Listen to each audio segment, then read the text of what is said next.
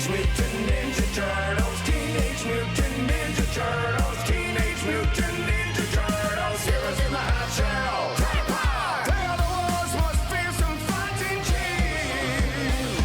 They're heroes in the half shell and they're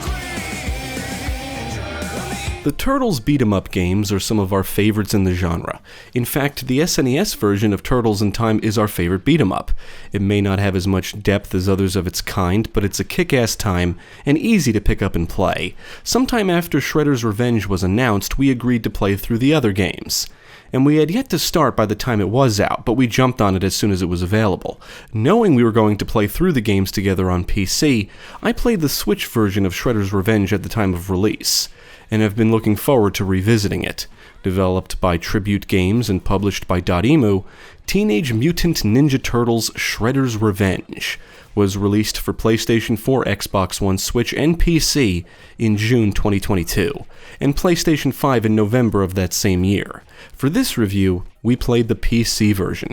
This review will contain some spoilers, so if you're sensitive to spoilers, now is the time to stop watching. You have been warned. Now let's take a look at Shredder's Revenge and see what kind of threat the Turtles are up against this time.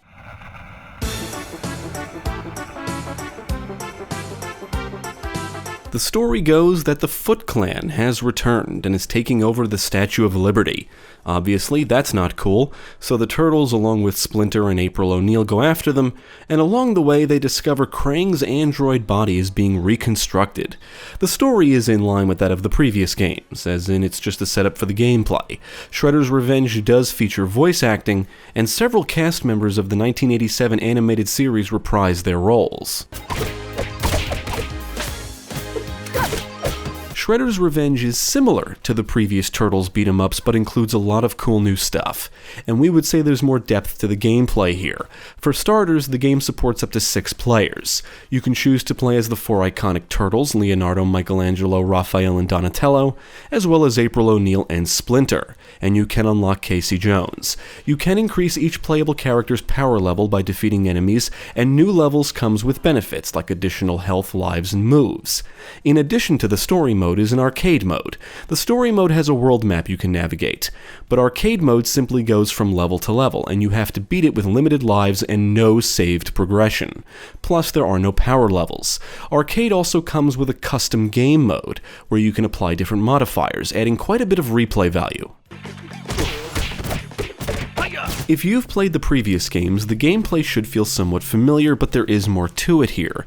Shredder's Revenge is a side-scrolling beat-em-up, and you can move left and right and towards and away from the screen, or up and down if you will, and attack enemies to rack up hit combos. You can sprint, jump, and perform all kinds of attacks, and super attacks drain ninja power, which can be replenished by attacking and defeating enemies. You can also replenish some ninja power by taunting. There's actually a lot of attacks here, and we found it easy to forget some. Luckily, the game comes with a how-to-play tutorial and move list.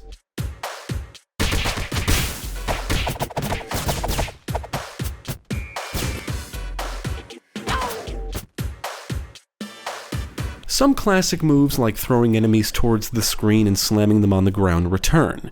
You can perform jump attacks, a sliding attack, rising attack, heavy swing, and you have the option to allow back attacks to be performed automatically. In addition to all of this, you can evade attacks at the press of a button, and if you get knocked down, there are multiple ways to get up quickly. If playing with others, you can perform team attacks and revive fallen allies. As expected, your score is simply how many enemies you've defeated, but you can earn bonus points. Now, a player will be awarded for achieving some kind of feat at the end of each stage, and the awards seem to be arbitrary and sometimes silly, if only because they don't always make sense.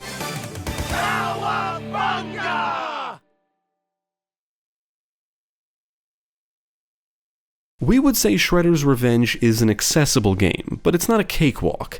The difficulty ramps up nicely, and some stages on the hardest difficulty level, Gnarly, can really kick your ass if you don't know what you're doing. In the story mode, your lives don't actually carry over from stage to stage.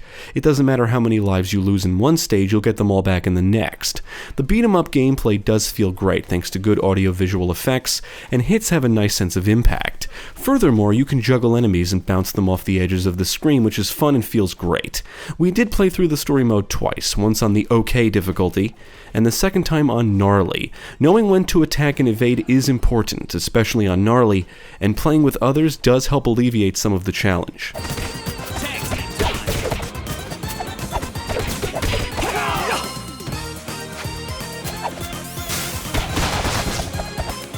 The story mode comes with a world map where you can access the stages and interact with NPCs. You need to beat a stage to unlock another, and you can replay already completed stages. Hidden in the stages are secrets, which include NPCs and items.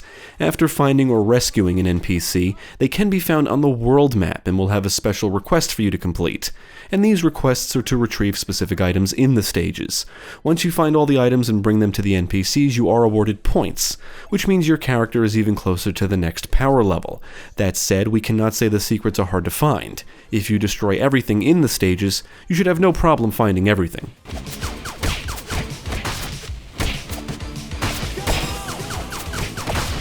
Now, Shredder's Revenge comes with 16 stages and plenty of bosses to defeat. Despite this being the longest Turtles beat-em-up up to this point, we cannot say we ever felt the game overstayed its welcome.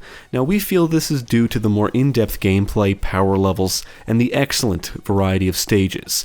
You'll travel to numerous locations around New York, including city streets, a zoo, rooftops, and the sewers, and the game will even take you to locations in Dimension X.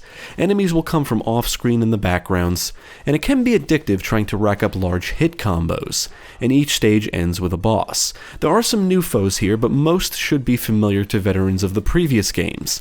Some can tank more damage than others, some can block, some unleash projectiles, and some have vulnerable spots. A lot of enemies actually feel distinct here, and there's often a strategy to taking them down and avoiding their attacks.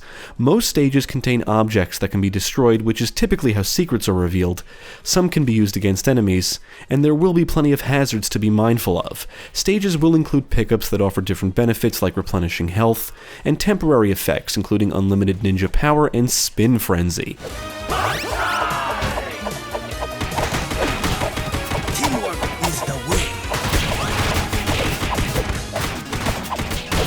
Gameplay difficulty aside, we think one of the most challenging aspects of Shredder's Revenge is the challenges themselves.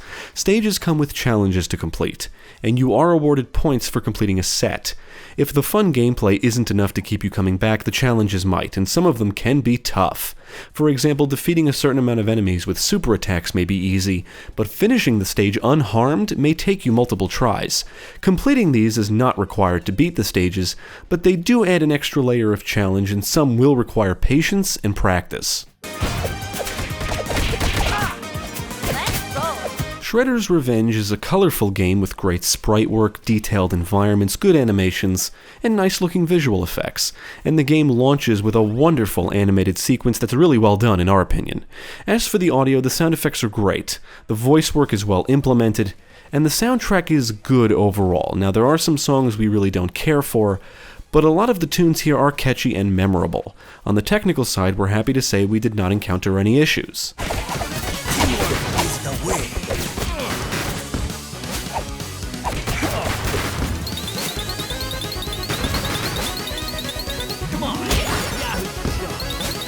So we admit we still have a soft spot for the SNES version of Turtles in Time, but objectively speaking, Shredder's Revenge is the best Turtles beat-em-up. We feel the gameplay is far superior to its predecessors. The action is fast-paced and fun, there's depth here, plenty of stages, plenty of bosses, and the replay value is high. Whether you want to come back just for fun, to try a different difficulty, the arcade mode, or to complete challenges, these are all valid reasons to return, and the enjoyment can be shared with friends. It can be accessible and it can also be tough. It's easy to pick up and play, but will take time to master. It's the kind of game that can be enjoyed in short bursts or long sessions.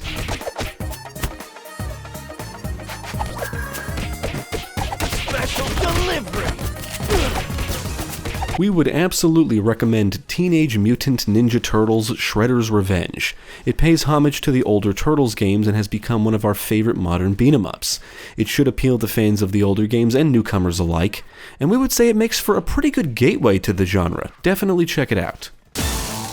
Tonight, I dine on turtle soup. Thank you for watching. If you enjoyed this video, check out the rest of our channel, follow us at the links below, and you can also support us on Patreon.